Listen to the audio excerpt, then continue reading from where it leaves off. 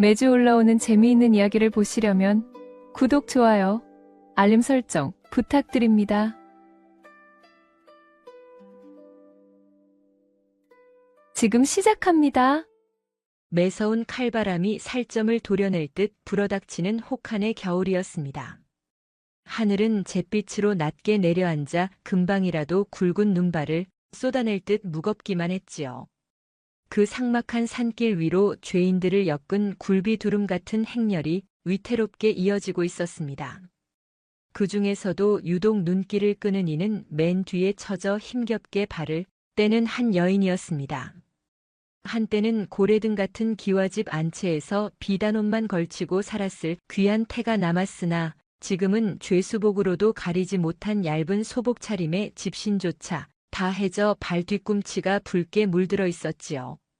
탐욕스러운 권세가의 혀 놀림 한 번에 집안이 풍비박산나고 하루아침에 북쪽 변방으로 쫓겨가는 신세가 된 서씨 가문이 영예였습니다.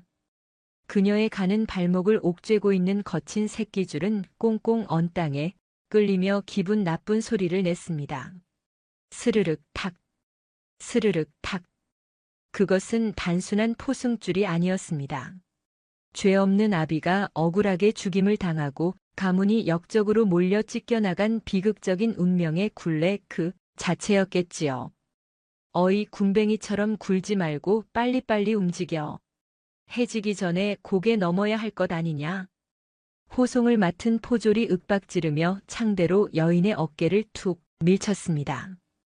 여인은 비명도 지르지 못한 채 그대로 눈밭에 고꾸라지고 말았지요. 차가운 눈이 뺨에 닿자 서러움보다 지독한 한기가 폐부로 파고들었습니다. 손가락 하나 까딱할 수 없을 만큼 기력이 쇠하여 이대로 눈 속에 파묻혀 영영 잠들고 싶다는 생각마저 드는 찰나였습니다. 그 손 거두십시오. 낮지만 바위처럼 단단한 목소리가 허공을 갈랐습니다.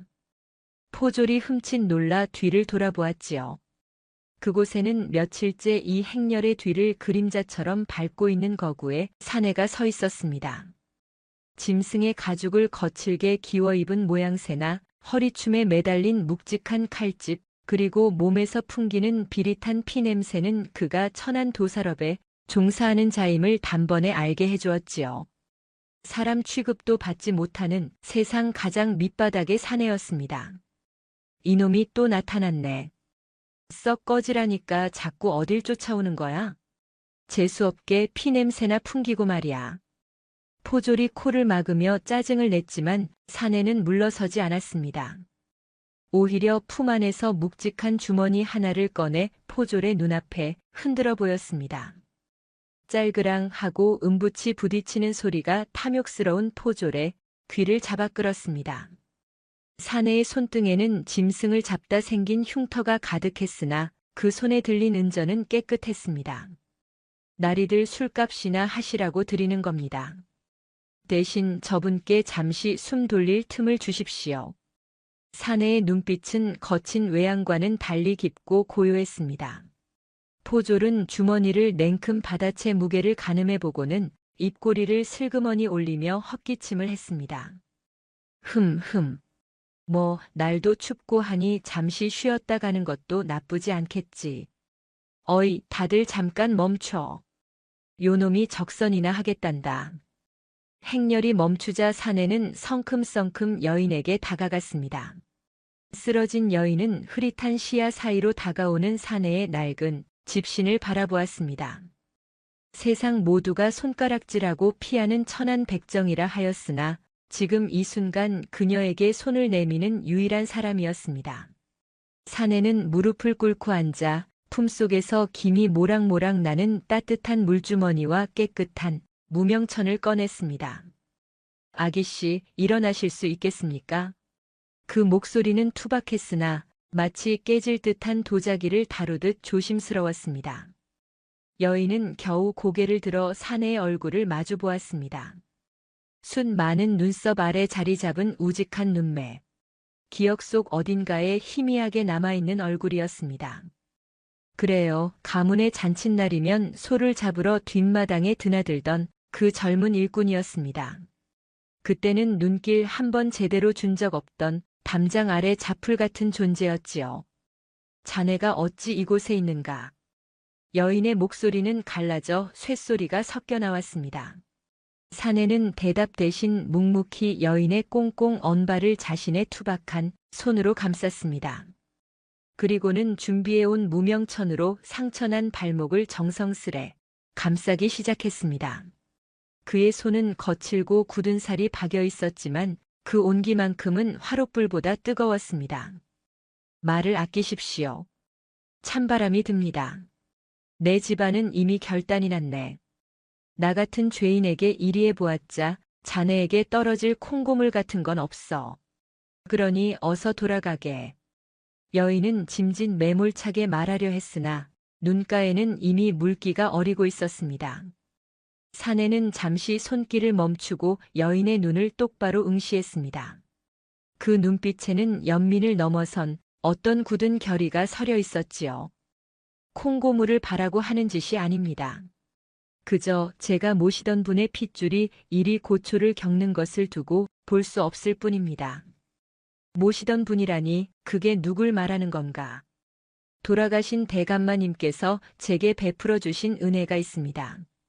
남들은 짐승 잡는 놈이라 침뱉을 때 대감마님께서는 제게 사람 대접을 해주셨지요. 그 빚을 갚기 전에는 죽어도 못 돌아갑니다. 사내의 말은 반은 진실이고 반은 숨겨진 마음이었을 겁니다. 은혜도 은혜였겠지만 담장 너머로 몰래 훔쳐보았던 고고하게 피어난 매화 같던 아기 씨를 향한 닿을 수 없는 연모가 그를 이 혹한의 길로 이끌었겠지요. 하지만 감히 천한 입으로 그 마음을 담을 수는 없었을 것입니다. 어이 거기. 적당히 하고 떨어져. 돈값은 이미 다 했어. 포졸이 몽둥이를 바닥에 내리치며 고함을 질렀습니다. 그 서슬 퍼런 호통에 주위의 죄인들이 움찔거리며 몸을 웅크렸습니다. 사내는 아쉬운 듯 여인의 발을 한 번 더 꾹 눌러주고는 자리에서 일어났습니다.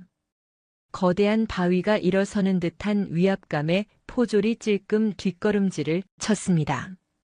부디 옥체 보존하십시오. 제가 뒤에 있습니다. 사내는 나직하게 속삭이고는 다시 행렬의 맨 뒤로 물러났습니다. 여인은 욱신거리는 발목을 감싼 따스한 무명천을 내려다보았습니다. 차가운 눈바 뒤 붉게 번진 핏자국 위로 하얀 김이 피어올랐습니다. 그것은 절망뿐인 유배길에서 처음으로 마주한 온기이자 앞으로 닥쳐올 거친 운명 속에서 그녀를 지탱해줄 유일한 동아줄이었지요. 바람이 더욱 거세지며 눈발이 굵어지기 시작했습니다.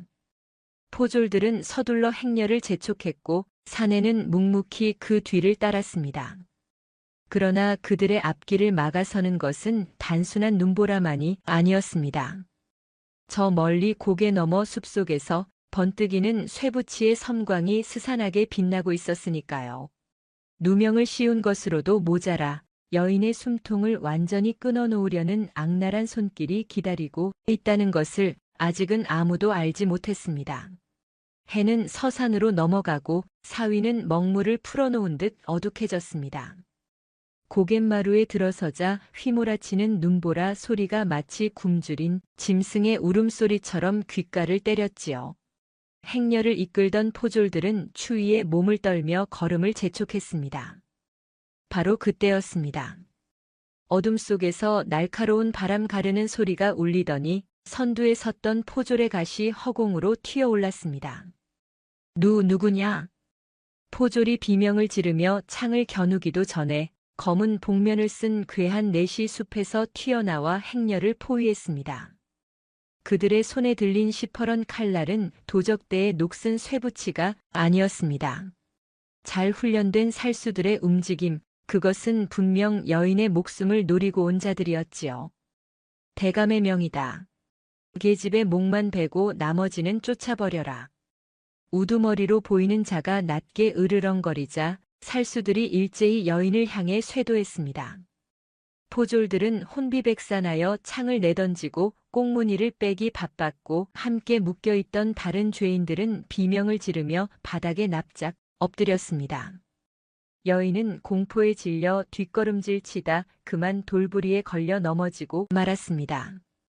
아! 살수의 칼날이 여인의 정수리를 향해 내리꽂히는 찰나 둔탁한 금소금과 함께 불꽃이 튀었습니다. 깡 하는 소리가 고막을 찢을 듯 울렸습니다. 물러서십시오. 천둥 같은 고함과 함께 거대한 그림자가 여인의 앞을 막아섰습니다. 그 백정 사내였습니다.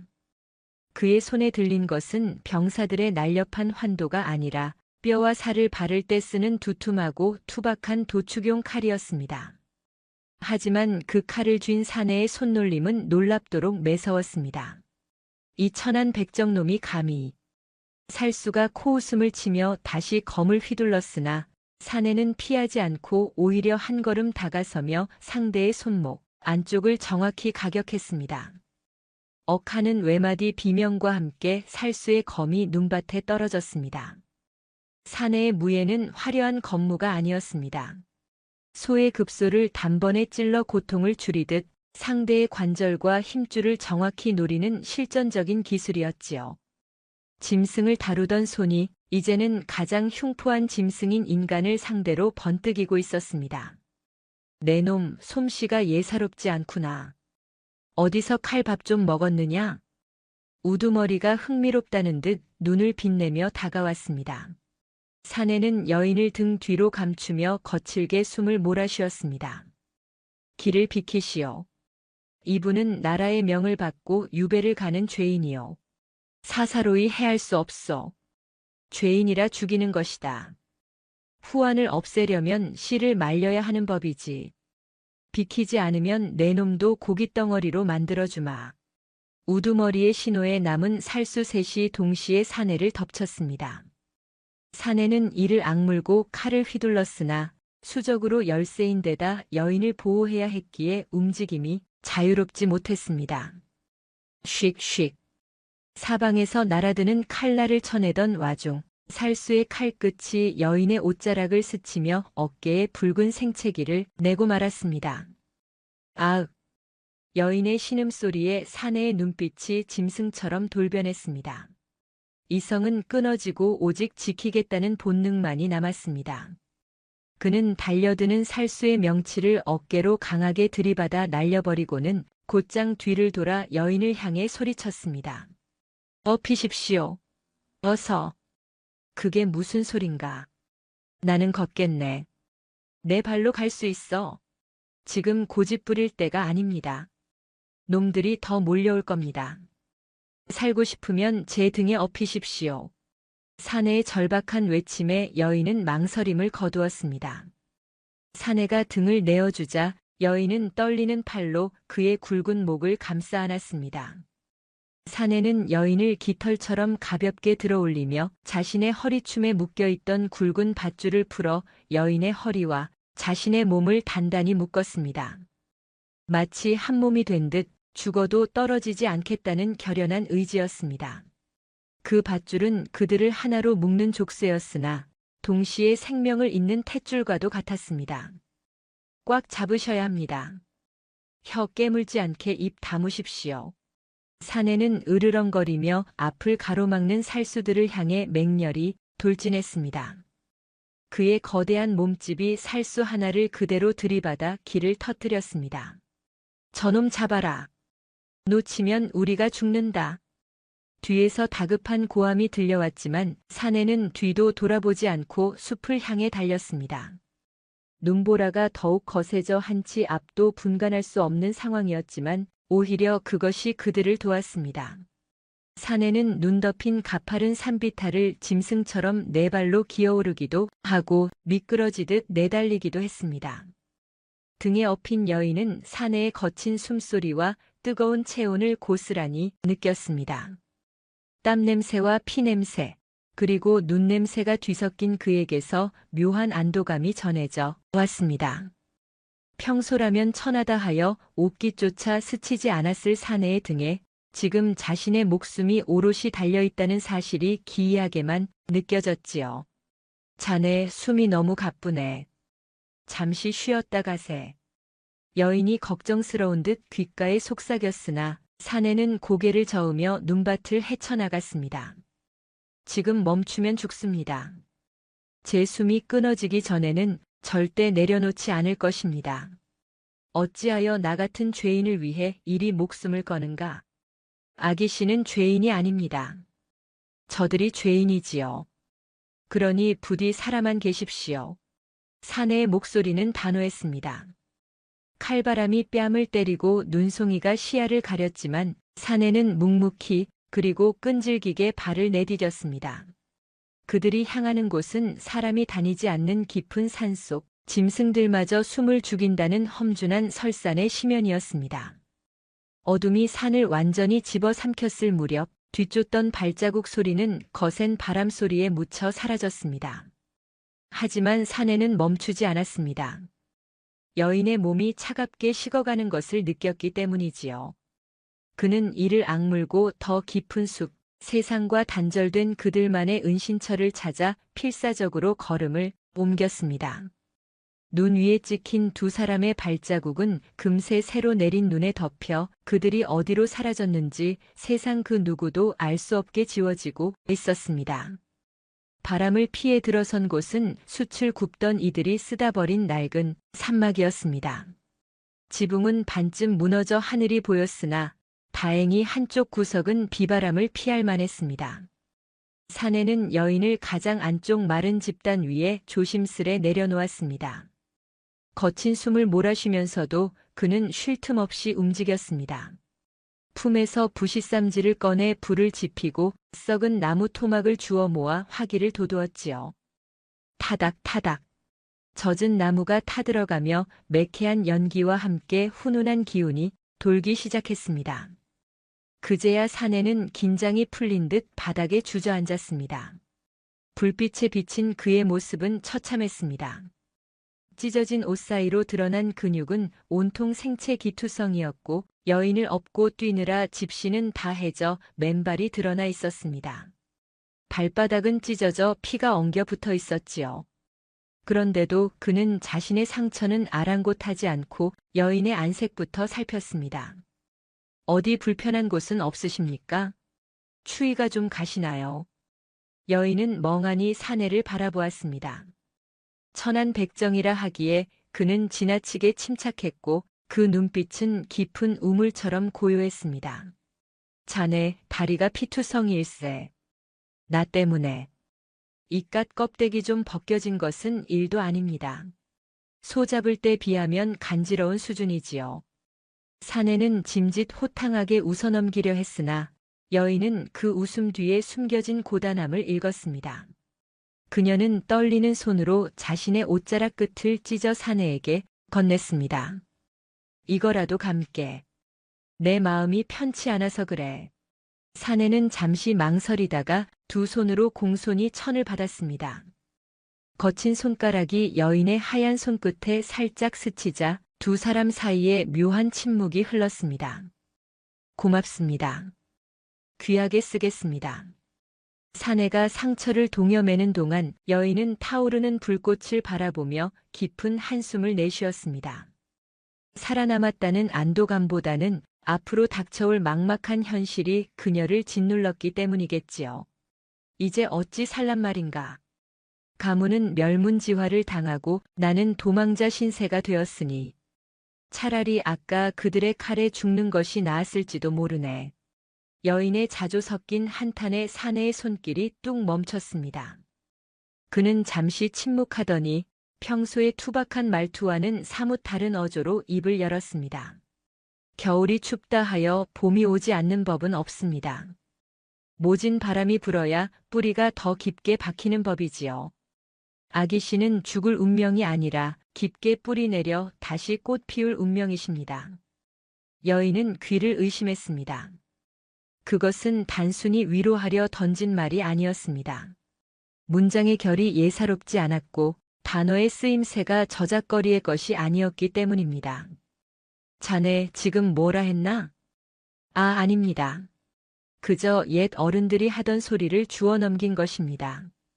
사내는 황급히 고개를 숙이며 불쏘시개로 재를 뒤적였습니다. 하지만 여인의 눈매가 가늘어졌습니다. 그녀는 사내의 손끝을 유심히 지켜보았습니다. 사내는 무의식 중에 재가 깔린 바닥 위에 나뭇가지로 무언가를 끄적이고 있었습니다. 그것은 의미 없는 낙서가 아니었습니다. 획과 획이 분명한 힘있는 글씨였습니다. 인, 참을 인. 여인은 숨을 들이켰습니다. 그 한 글자에 담긴 기백은 서당 훈장의 그것보다 훨씬 날카로웠습니다. 그를 아는가? 여인의 날카로운 질문에 사내의 어깨가 움찔했습니다. 그는 화들짝 놀라 바닥의 글씨를 손바닥으로 뭉개버렸습니다. 가당치도 않습니다. 소인이 어찌 까막눈을 면했겠습니까? 그저 흉내나 내본 것입니다. 거짓말 말게. 그 필체는 흉내로 나올 수 있는 것이 아니야. 붓을 잡아본 솜씨네. 자네 정체가 뭔가? 단순히 소잡는 백정이 아니지. 여인의 추궁의 사내는 곤혹스러운 표정으로 입을 다물었습니다. 밖에서는 다시 거센 눈보라가 몰아치며 산막을 흔들어댔습니다. 한참의 정적 끝에 사내는 체념한 듯 깊은 한숨을 내쉬며 고개를 들었습니다. 불빛에 비친 그의 얼굴에는 더 이상 천한 백정의 비굴함이 없었습니다. 대신 오랫동안 억누르고 감춰왔던 기품이 서려 있었지요. 정체랄 게 뭐 있겠습니까? 그저 세상이 버린 놈일 뿐입니다. 세상이 버렸다.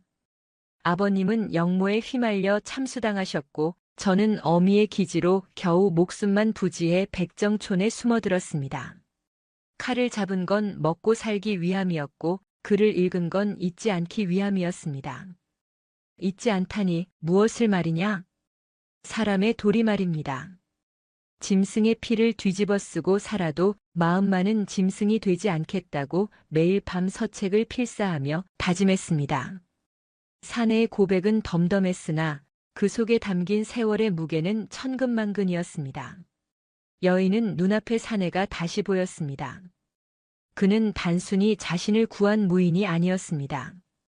어쩌면 자신과 같은 아픔을 공유하고 같은 어둠 속을 걸어온 유일한 동행자였던 것입니다. 멸문당한 가문의 여식과 역적의 자식으로 숨어 산 사내. 세상은 그들을 버렸으나 그 버림받음이 둘을 이곳으로 이끌었습니다. 그랬군요. 자네도 나와 같은 처지였어. 여인의 눈시울이 붉어졌습니다. 신분의 벽, 그 높고 단단한 족쇄가 눈 녹듯 허물어지는 순간이었습니다. 아기씨, 제 이름은 무명이 아닙니다. 강이라 합니다. 강할 강이 아니라 편안할 강자를 씁니다. 강이라 편안할 강. 네. 비록 지금은 이리 쫓기는 신세이나 언젠가는 아기씨를 편안한 곳으로 모시겠다는 제 다짐이기도 합니다. 사내, 아니 강의 눈빛이 흔들림 없이 여인을 향했습니다. 여인은 처음으로 사내의 눈을 피하지 않고 마주보았습니다. 그 시선 속에서 두 사람의 영혼이 조용히 얽혀들어갔습니다. 바깥의 눈보라는 여전히 매서웠지만 낡은 산막 안은 두 사람의 온기로 기이할 만큼 따스해졌습니다. 고맙네, 강. 자네가 있어 참으로 다행이야. 여인의 진심 어린 말에 강은 쑥스러운 듯 코를 문질렀습니다. 하지만 그의 귀는 붉게 달아올라 있었지요. 두 사람은 말없이 타오르는 불꽃을 바라보았습니다. 밤은 깊어가고 험난한 운명 속에서 피어난 작은 불씨 하나가 두 사람의 가슴 속에 깊이 자리 잡기 시작했습니다. 산중의 겨울은 길고도 모질었으나 기어이 계절의 순환을 막을 수는 없었습니다. 처마 끝에 매달렸던 날카로운 고드름이 녹아 수정 같은 물방울로 떨어지고 잿빛이던 나뭇가지 끝에 연초록 물이 오르기 시작했습니다. 세상과 단절된 그 작은 산막에도 봄 기운이 스며들었지요. 두 사람의 은신처는 이제 단순한 피난처가 아니라 서로의 상처를 보듬고 치유하는 보금자리가 되어 있었습니다. 강은 낮이면 산을 타며 칡을 캐고 토끼를 잡았고 밤이면 거친 손을 씻고 여인 곁에 앉아 서책 대신 납작한 돌판 위에 수치로 글을 썼습니다. 여인은 그런 강을 스승처럼 때로는 누이처럼 이끌어 주었지요. 처음에는 그저 소희를 위한 글공부인 줄 알았으나 날이 갈수록 여인은 강의 명석함에 혀를 내둘렀습니다. 그의 학문은 고리타분한 성현의 말씀을 외우는 것에 그치지 않고 짐승의 뼈와 살을 가르듯 사물의 이치를 꿰뚫는 통쾌함이 있었습니다. 이 구절을 보게. 백성은 무리요, 임금은 배라 하였네. 자네는 이를 어찌 생각하는가? 여인이 나뭇가지로 땅바닥에 글을 쓰며 물었습니다. 강은 잠시 생각에 잠긴 듯 턱을 괴더니 이내 단단한 목소리로 답했습니다. 글쎄요. 제가 보기엔 물과 배라는 말도 점잖은 표현입니다. 백성은 밭이고 임금은 그 밭을 가는 소가 아닐까 합니다. 밭과 소라? 네. 소가 게으름을 피우거나 밭을 엉망으로 밟으면 그해 농사는 망치지 않습니까? 밭이 소를 위해 존재하는 것이 아니라 소가 밭을 위해 땀을 흘려야 곡식이 자라는 법이지요. 허나 작금의 세상은 소가 밭의 흙을 파먹고 있으니 참으로 개탄스러운 노릇입니다. 여인은 강의 말에 눈을 크게 떴습니다. 책상 물림 선비들에게서는 들어본 적 없는 투박하지만 본질을 찌르는 해석이었습니다. 그녀의 가슴 속에서 뜨거운 것이 울컥 치솟았습니다. 이 사내라면 썩어 빠진 조정의 기둥을 바로 세우지는 못하더라도 적어도 자신의 억울함을 밝혀줄 날카로운 검이 될 수 있을 거라는 확신이 들었기 때문입니다. 자네의 그 생각 참으로 귀하네. 흙 속에 묻힌 옥이 바로 자네를 두고 하는 말일세. 과찬의 말씀입니다. 천한 백정이 붓장난 좀 쳤다고 옥이 되겠습니까? 그저 돌멩이지요. 강이 쑥스러운 듯 고개를 돌리자 여인은 조용히 다가가 그의 투박한 손등 위에 자신의 고운 손을 얹었습니다. 그 온기에 강의 몸이 바위처럼 굳어졌습니다. 아니네. 자네는 돌멩이가 아니야. 나를 살게 한 숨이고 내일을 꿈꾸게 하는 빛일세. 그러니 강, 내 부탁을 하나 들어주겠나? 여인의 간절한 눈빛에 강은 저도 모르게 마른 침을 삼켰습니다. 말씀만 하십시오. 하늘의 별이라도 따오겠습니다. 별은 필요 없네. 대신 한양으로 가게. 예. 그게 무슨 말씀이십니까? 들리는 소문에 나라에 경사가 있어 큰 과거장이 선다 하네. 자네의 그 실력이라면 충분히 급제할 수 있어. 가서 장원급제를 하게. 그리고 떳떳하게 관복을 입고 돌아오게. 강은 펄쩍 뛰며 손사래를 쳤습니다. 가당치도 않습니다. 제가 떠나면 아기 씨는 누가 지킵니까? 그놈들이 언제 들이닥칠지 모르는데 저 혼자 살 길을 찾아 떠나라는 말씀입니까? 이건 자네 혼자 살라는 뜻이 아니네. 우리 둘 다 사는 길이네. 평생을 이 산속에서 짐승처럼 숨어 살 텐가. 자네의 그 재주를 썩히면서 저는 아기 씨 곁에만 있을 수 있다면 평생 짐승으로 살아도 좋습니다. 벼슬 따위 제게는 아무런 의미가 없습니다. 강의 목소리에는 물기 어린 진심이 담겨 있었습니다. 그는 여인을 지키는 방패가 되는 것 외에는 어떤 욕심도 없었지요. 여인은 그런 강의 우직함이 고마우면서도 가슴이 아팠습니다. 그녀는 자리에서 일어나 산막 구석에 숨겨두었던 작은 보찜을 꺼냈습니다. 그 안에는 그녀가 유배 올 때 몰래 품고 왔던 가문의 마지막 유품인 옥놀이개가 들어있었습니다.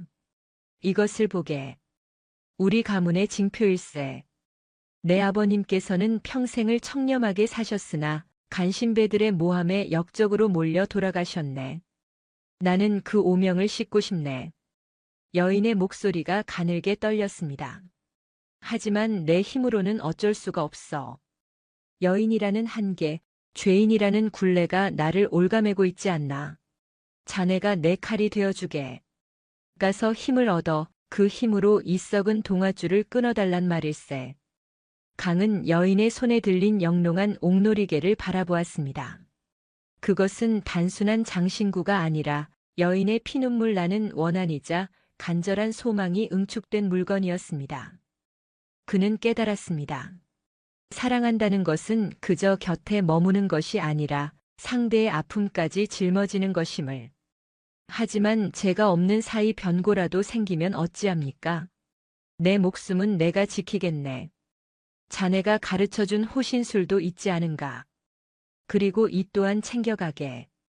여인은 잠시 말을 멈추더니 얼굴을 붉히며 품속에서 무언가를 꺼내 강의 손에 쥐어주었습니다. 그것은 그녀가 겨우내 달아빠진 강의 옷을 꿰매고 남은 조각으로 만든 투박한 주머니였습니다. 그 안에는 산에서 캔 향기로운 말린 꽃잎이 들어 있었습니다. 이것을 부적이라 생각하게. 자네가 어디에 있든 내 마음은 항상 자네 곁에 있을 테니. 강은 목이 메어 나직하게 아기씨를 불렀습니다.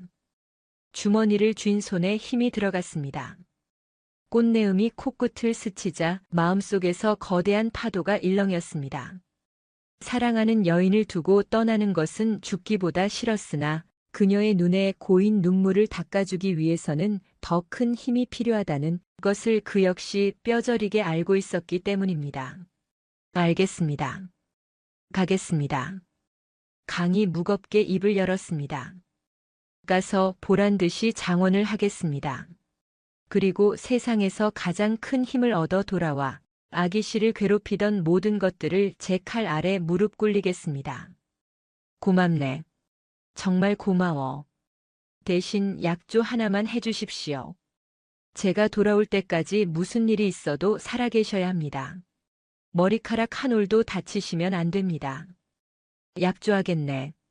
내 반드시 살아서 자네가 금이 환향하는 모습을 지켜볼 것일세. 두 사람은 밖으로 나갔습니다. 산막 앞에는 겨우내 추위를 견디고 피어난 매화나무 한 그루가 서 있었습니다. 달빛 아래 흐드러지게 핀 매화꽃잎이 눈송이처럼 흩날렸지요. 강은 여인을 마주보고 섰습니다. 신분의 차이도 세상의 시선도 이 순간만큼은 아무런 의미가 없었습니다. 다녀오겠습니다. 부인. 강이 처음으로 아기씨가 아닌 부인이라 불렀습니다.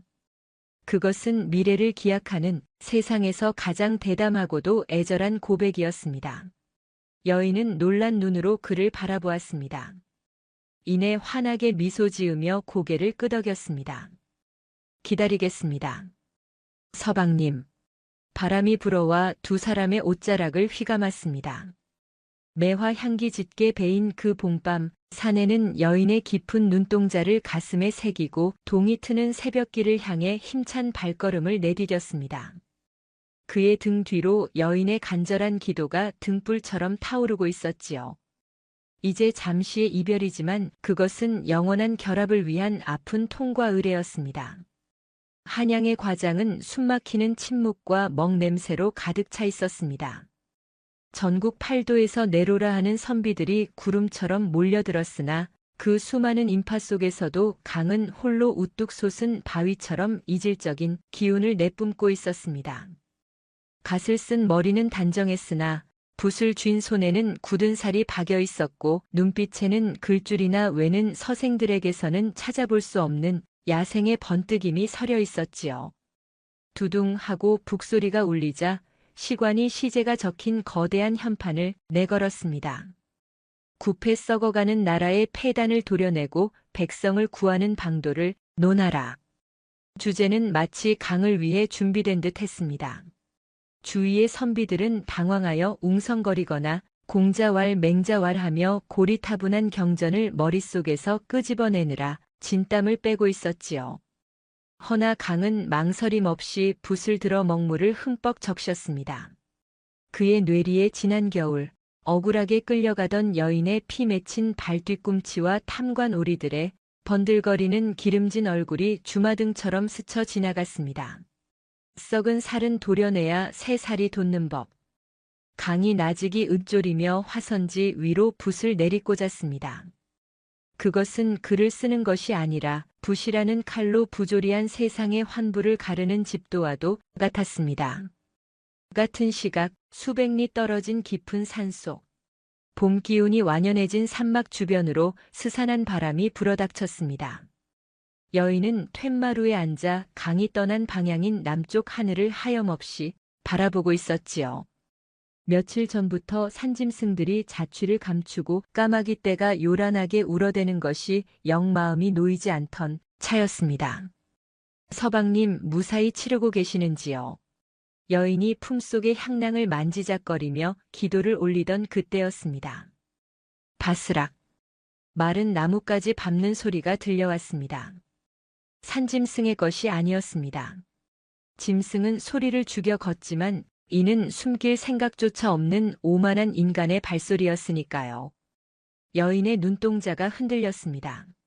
그녀는 본능적으로 방 안으로 들어가 강이 쥐어주고 간 작은 단도를 움켜쥐었습니다.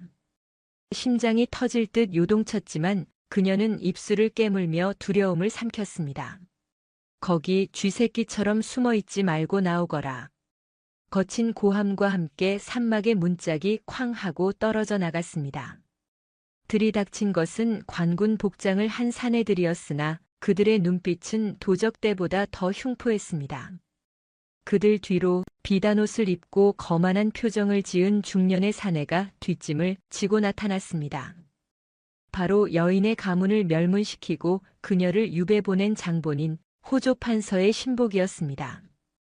허허, 이런 누추한 곳에 귀한 분이 숨어 계셨구려. 내 냄새 하나는 기가 막히게 맞는 사냥개들을 풀었기에 망정이지 하마터면 놓칠 뻔했지 않소. 사내가 비열하게 웃으며 여인을 훑어보았습니다. 여인은 단도를 등 뒤로 숨긴 채 꼿꼿하게 고개를 들고 그를 노려보았습니다. 내 목숨이 붙어있는 한 내 놈들 뜻대로 되지는 않을 것이다. 썩 물러가지 못할까? 독한 것. 내 아비도 그러다가 목이 달아났지. 주제를 모르고 날뛰면 피를 보는 법이야. 여봐라 묶어라. 대감마님께서 산채로 데려오라 하셨다. 졸개들이 우르르 달려들자 여인은 강에게 배운 대로 몸을 낮추며 가장 앞선 자의 손목을 긋고는 틈을 타 밖으로 뛰쳐나갔습니다. 악! 이 계집이. 하지만 산막 밖은 이미 수십 명의 포졸이 겹겹이 포위하고 있었습니다. 도망칠 곳은 없었습니다. 여인은 절벽 끝으로 몰렸고 아래는 천길 낭떠러지였습니다. 다시 한양의 과장. 강의 분놀림이 절정으로 치닫고 있었습니다. 백성은 소나 말이 아니다. 그들은 나라의 뿌리이자 근본이다.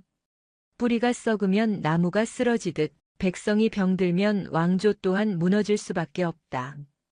작금의 탐관 오리들은 뿌리를 갉아먹는 해충이니 이를 박멸하지 않고 어찌 태평성대를 논하겠는가.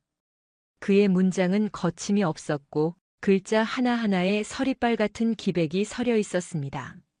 주위의 유생들마저 숨을 죽이고 그의 일필의지를 훔쳐볼 정도였지요. 이보게 저자 좀 보게나. 붓이 춤을 추는 것 같지 않은가? 글씨에서 피냄새가 나는 듯하네. 대체 누구란 말인가?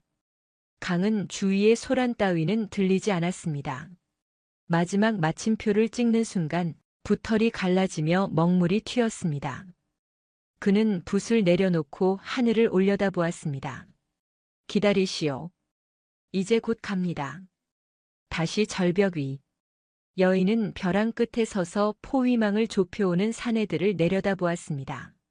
손에 쥔 단도는 너무나 작고 초라했습니다.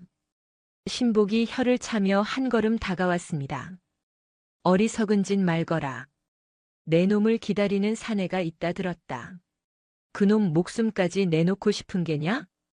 그 말에 여인의 눈이 커졌습니다. 그게 무슨 소리냐? 내가 도망칠 때 웬 거구의 사내가 도왔다는 걸 모를 줄 알았느냐? 이미 한양에도 손을 써두었지. 내가 순순히 잡혀주지 않으면 그놈도 쥐도 새도 모르게 죽게 될 것이다. 거짓일지도 모릅니다. 허나 여인은 도박을 할 수 없었습니다. 자신의 목숨보다 더 귀한 사람, 강이 위험해진다는 말 한마디가 그녀의 발을 묶어버린 족쇄가 되었습니다. 단도를 쥔 손에서 힘이 빠져나갔습니다. 쨍그랑 쇠붙이가 바위 위로 떨어지는 소리가 비명처럼 울려 퍼졌습니다. 약조아마. 내 발로 갈 테니 그 사람은 건드리지 마라. 현명한 선택이요. 묶어라. 포승줄이 다시 그녀의 손목을 파고들었습니다.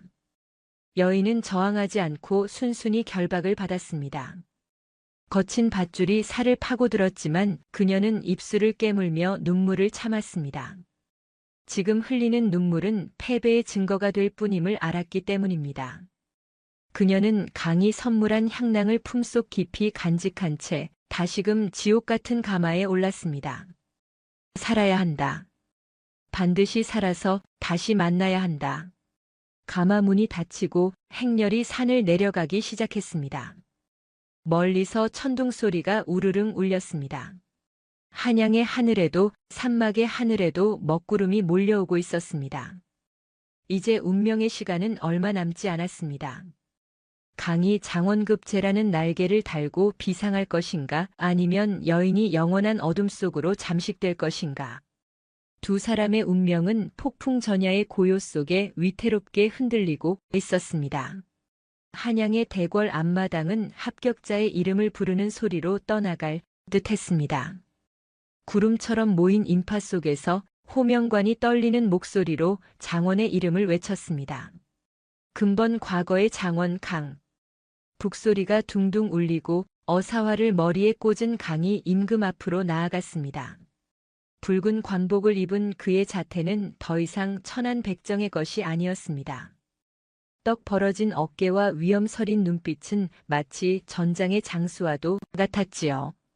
임금은 강이 쓴 답안지를 손에 든 채 옥좌에서 몸을 일으켰습니다. 내가 쓴 글을 보았다. 소와 밭에 비유라. 과인이 밭을 갈지 않고 놀고 먹는 게으른 소가 된 듯하여 뜨끔하더구나. 참으로 통렬하고도 충직한 글이다. 전하 황공하옵니다. 소신은 그저 백성들의 피눈물을 전하고자 했을 뿐입니다. 강이 바닥에 머리를 조아리자 임금은 허허 웃으며 그의 어깨를 두드렸습니다. 내 기백이 마음에 든다.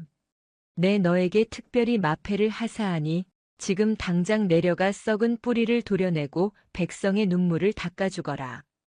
암행어사의 권한을 주마. 성은이 망극하옵니다. 강은 임금이 내린 마패를 품에 안고 벅찬 가슴으로 궐을 나섰습니다. 하루라도 빨리 그녀에게 달려가 이 기쁜 소식을 전하고 싶었습니다. 부인, 조금만 기다리시오. 내 약조를 지켰소. 그는 축하연도 마다하고 곧장 말을 달려 북쪽으로 향했습니다. 밤낮을 가리지 않고 달린 끝에 익숙한 산길이 눈에 들어왔습니다. 매화나무가 서 있는 그곳, 두 사람의 보금자리가 보여야 할 곳이었습니다. 그러나 강의 표정이 순식간에 굳어졌습니다. 산막은 처참하게 부서져 있었고 문짝은 뜯겨나간 채 흙바닥에 뒹굴고 있었습니다. 부인. 강은 말에서 뛰어내려 미친 듯이 안으로 들어갔습니다. 하지만 반겨주는 온기는 없었고 싸늘한 냉기만이 감돌고 있었습니다. 바닥에는 깨진 그릇 조각과 엉망이 된 살림살이들이 널브러져 있었지요. 그리고 구석진 곳, 그녀가 늘 앉아있던 자리에서 반짝이는 무언가가 발견되었습니다. 강이 떨리는 손으로 집어든 것은 그가 떠날 때 주었던 향낭이었습니다. 끈이 끊어진 채 바닥에 지시겨져 향기를 잃어가고 있었지요. 으아! 강은 짐승 같은 포효를 내지르며 주먹으로 흙바닥을 내리쳤습니다. 피가 배어나왔지만 고통은 느껴지지 않았습니다. 바닥에 어지러운 발자국들은 한 방향을 가리키고 있었습니다. 관아, 바로 탐관 오리들이 득실거리는 그곳이었습니다. 강의 눈빛이 차갑게 가라앉았습니다. 이성은 마비되었으나 사리는 그 어느 때보다 명징하게 타올랐습니다. 내 놈들을 갈기갈기 찢어놓으리라. 강은 찢어진 향낭을 소중히 품에 넣고 다시 말에 올랐습니다. 말발굽 소리가 지축을 울리며 관아를 향해 질주했습니다. 한편 고을 관아의 안뜰에서는 질펀한 연회가 벌어지고 있었습니다. 호조 판서의 신복과 고을 사또가 기생들을 끼고 앉아 술판을 벌이고 있었지요. 그 마당 한가운데 죄인처럼 무릎 꿇려진 여인이 있었습니다. 그녀의 온몸은 포승줄로 결박당해 있었고 얼굴은 고초를 겪은 듯 창백했으나 눈빛만은 형형하게 살아있었습니다. 독한 년. 그깟 백정놈이 뭐라고 절개를 지키겠다고 버티는 게냐? 신복이 술잔을 비우며 비릿하게 웃었습니다. 내 서방이라는 놈은 이미 한양 땅에서 객사했을지도 모른다. 그러니 헛된 희망 버리고 대감마님의 수청을 들겠다고 말해라. 그러면 목숨은 부지하게 해주마. 여인은 고개를 들어 그를 노려보았습니다. 내 지아비는 죽지 않았다. 그는 반드시 돌아올 것이다. 그리고 내 놈들의 추악한 죄상을 천하에 알릴 것이다. 인연이 아직도 정신을 못 차렸구나. 여봐라, 전연의 주둥이를 매우 쳐라. 포졸들이 몽둥이를 들고 다가오자 여인은 질끈 눈을 감았습니다. 강, 부디 무사하시오. 내 비록 이리 죽더라도 당신만은. 몽둥이가 허공을 가르며 내려꽂히려는 찰나였습니다. 멈춰라. 천둥 같은 호통 소리가 관아의 담장을 넘어 쩌렁쩌렁하게 울렸습니다. 술을 마시던 사또가 깜짝 놀라 술잔을 떨어뜨렸습니다. 누구냐? 감히 관아의 행사에 행패를 부리는 놈이. 육중한 대문이 부서질 듯 열리며 한 사내가 뚜벅뚜벅 걸어 들어왔습니다. 먼지를 뒤집어 쓴 낡은 도포 차림이었으나 그 기세는 범접할 수 없는 살기를 내뿜고 있었습니다. 꿇어앉아 있던 여인의 눈이 커졌습니다. 꿈인가 싶어 눈을 비볐지요. 서방님? 강은 몽둥이를 든 포졸을 단숨에 발로 차 날려버리고는 여인의 앞을 막아섰습니다. 내 놈은 그 백정놈 아니냐? 신복이 기가 막히다는 듯 헛웃음을 터뜨렸습니다. 제 발로 죽으러 기어들어왔구나. 잘 되었다. 저놈과 계집을 한꺼번에 묶어 능지처참을 시켜라. 감히 대감마님의 뜻을 거스른 대가다. 수십 명의 포졸이 창을 겨누며 포위망을 좁혀왔습니다. 하지만 강은 눈 하나 깜짝하지 않았습니다. 그는 품 안에서 천천히 무언가를 꺼내 높이 치켜들었습니다. 오후의 햇살을 받아 번쩍이는 황금빛 패, 5마리의 말이 새겨진 마패였습니다. 암행어사 출두요. 강의 우렁찬 외침과 동시에 관아의 담장 너머에서 잠복해 있던 역졸들이 구름대처럼 들이닥쳤습니다. 암행어사 출두야. 죄인들은 썩 엎드려라. 아니, 어사라니? 사또와 신복의 얼굴이 사색이 되어 굳어버렸습니다. 그들은 믿을 수 없다는 듯 강을 바라보았습니다. 며칠 전까지만 해도 칼을 들고 소를 잡던 천한 백정이 지금은 임금의 명을 받은 어사가 되어 서 있었으니까요. 내 놈들이 백성의 고혈을 빨고 무고한 사람을 해한 죄에 내 오늘 그 죄값을 낱낱이 물을 것이다. 강은 쓰고 있던 낡은 갓을 벗어 던졌습니다. 그 안에서 서슬 퍼런 눈빛이 번뜩였습니다. 그것은 단순히 법을 집행하는 관리의 눈이 아니었습니다. 사랑하는 여인을 지키기 위해 그리고 짓밟힌 자신들의 존엄을 되찾기 위해 돌아온 분노한 사내의 눈빛이었습니다. 여봐라. 저 탐관 오리들을 당장 포박하여라. 추상 같은 호령이 떨어지자 관아는 순식간에 아수라장이 되었습니다. 강은 천천히 몸을 돌려 멍하니 자신을 올려다보는 여인에게 다가갔습니다. 그리고 허리춤에서 칼을 꺼내 그녀를 올가매고 있던 밧줄을 단번에 끊어냈습니다. 늦어서 미안하오. 부인. 강이 무릎을 꿇고 여인을 와락 끌어안았습니다. 여인은 그제야 참았던 눈물을 터뜨리며 그의 품에 얼굴을 묻었습니다. 족쇄는 끊어졌고 악인들은 공포에 떨고 있었습니다. 이제 남은 것은 그간의 서름을 씻어내는 통쾌한 심판뿐이었습니다. 관아 마당은 서슬 퍼런 심판의 장으로 변해 있었습니다. 불과 시각 전까지만 해도 술판을 벌이며 거드름을 피우던 사또와 신복은 이제 포승줄에 묶여 진흙바닥에 무릎을 꿇은 채 벌벌 떨고 있었지요. 그들의 화려했던 비단옷은 흙투성이가 되었고 탐욕으로 번들거리던 얼굴은 공포로 하얗게 질려 있었습니다. 강은 마청에 올라앉아 그들을 내려다보았습니다. 그의 손에 들린 마패는 저녁 노을을 받아 붉게 타올랐으나 그의 눈빛은 그보다 더 뜨겁고 엄중했습니다. 내 놈들은 들어라. 나라의 녹을 먹는 자들이 백성을 돌보지는 못할 망정 사리 사욕을 채우기 위해 무고한 가문을 도륙하고 핍박하였으니 그 죄가 하늘에 닿았다. 사나리. 죽을 죄를 지었습니다. 그저 위에서 시키는 대로 했을 뿐입니다. 신복이 머리를 찌우며 애원했으나 강의 표정은 미동도 없었습니다. 시키는 대로 했다. 짐승도 제 새끼는 아끼고 제 보금자리는 더럽히지 않는 법이다. 내 놈들은 사람의 탈을 쓰고 짐승만도 못한 짓을 저질렀으니 국법에 따라 엄히 다스릴 것이다. 여봐라. 이 자들을 당장 하옥하고 한양으로 압송할 채비를 하라. 내 직접 전하께 고하여 그 죄상을 낱낱이 밝힐 것이다. 예, 알겠습니다.